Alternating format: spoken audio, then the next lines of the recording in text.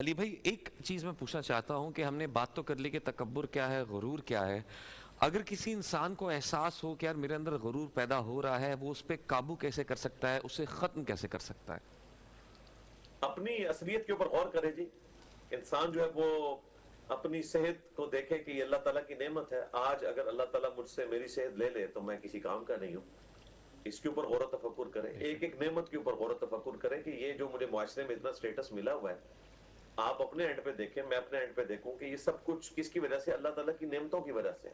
اگر اس وقت میں بول رہا ہوں تو یہ زبان کی نعمت اللہ نے دی ہے. اگر لکوا ہو جائے, میرا چہرہ ٹیڑھا ہو جائے, میری زبان کام نہ کرے, میں بول نہیں سکتا. اور اگر میں تعلیم حاصل کر چکا ہوں یا مسلسل پڑھتا ہوں تو ان آنکھوں کی نعمت کی وجہ سے میں اللہ تعالیٰ کا شکر ادا کروں. اور پھر میں معاشرے میں ان لوگوں کی طرف بھی دیکھوں. خصوصاً میں تو اپنے اسٹوڈنٹ سے بھی یہ کہتا ہوں, آپ کی آڈینس سے بھی کہوں گا کہ آپ کو موقع ملے نا تو وقتاً فوقتاً آپ نا ہاسپٹلز کا چکر ضرور لگایا کریں, خصوصاً ایمرجنسی کا. ویسے ہی ایک دفعہ تھوڑی دیر کے لیے چلے جائیں اور وہاں جا کے دیکھیں کہ کتنے طاقتور لوگ کس حالت میں پڑے ہوئے ہوتے ہیں. کسی کا ایکسیڈنٹ ہوا ہوا ہے, کسی کو اچانک ہارٹ اٹیک ہو گیا ہے. وہاں تو ایک سمجھ لیں منی قیامت برپا ہوتی ہے.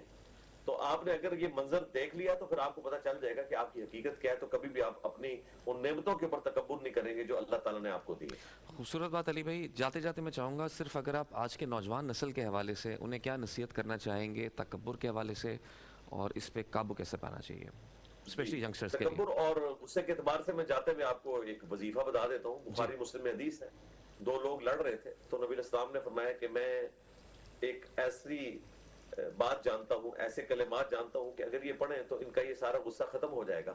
اور وہ ہے اعوذ باللہ من الشیطان الرجیم, میں اللہ تعالیٰ کی پناہ میں آتا ہوں راندہ درگاہ کیے گئے شیطان سے.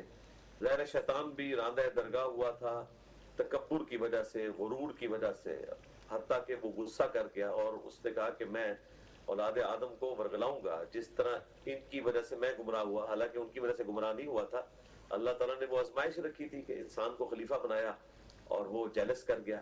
اس نے حسد بھی کیا, تکبر بھی کیا, غصے کا اظہار بھی کیا. اور ہمیں نبی اسلام نے فرمایا کہ جب کبھی ایسا معاملہ ہو تو پڑھنا ہے اعوذ باللہ من الشیطان الرجیم.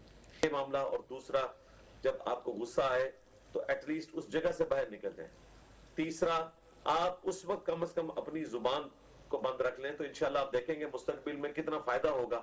جو حدیث میں نے سٹارٹ میں بیان کی, نبی الاسلام نے فرمایا کہ طاقتور شخص وہ نہیں ہے جو اپنے دشمن کو پچھاڑ دے, طاقتور وہ ہے جو غصے کی حالت میں اپنے اوپر قابو رکھے. یہ ہے پہلوانی. پہلوانی یہ نہیں ہے کہ آپ یہ کہ میں تجھے دیکھ لوں گا, گالی گلوچ کریں, اور پھر بسا اوقات اس کے پھر غلط رزلٹ بھی ہوتے ہیں. آگے اگر کوئی کمزور آدمی ہے یا آپ سے زیادہ دماغ خراب والا ہے, وہ اندر سے گن نکالے گا, آپ کو ٹھوک دے گا. بالکل صحیح. بہت اچھا پیغام دیا علی بھائی. آپ سے اجازت چاہیں گے, کل پھر آپ سے ملاقات ہوگی. اپنا خیال رکھیے گا, دعا میں ہمیں بھی یاد رکھیے گا.